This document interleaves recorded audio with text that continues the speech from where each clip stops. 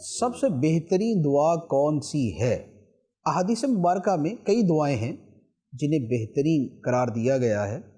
جیسے ایک حدیث مبارک کے اندر یہ بھی ہے کہ افضل ذکر لا الہ الا اللہ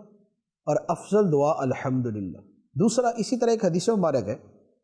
اسے بھی بہترین دعا قرار دیا گیا ہے، وہ ہے اللہم انی اسألک العفو والعافیۃ فی الدنیا والآخرہ،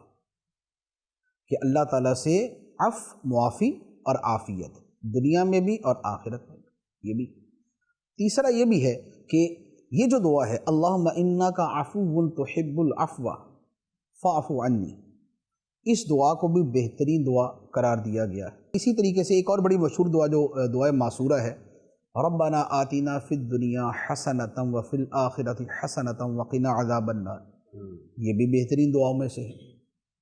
اسی طریقے سے ایک اور دعا ہے جو احادیث میں نماز کے اندر بھی ہے، نماز کے بعد بھی پڑھنے کا فرمایا گیا ہے، اللہم انی ظلمت نفسی ظلما کثیرا ولا یغفر الذنوب الا انت فاغفر لی مغفرۃ من عندک وارحمنی انک انت الغفور الرحیم، یہ دعا بھی ہے۔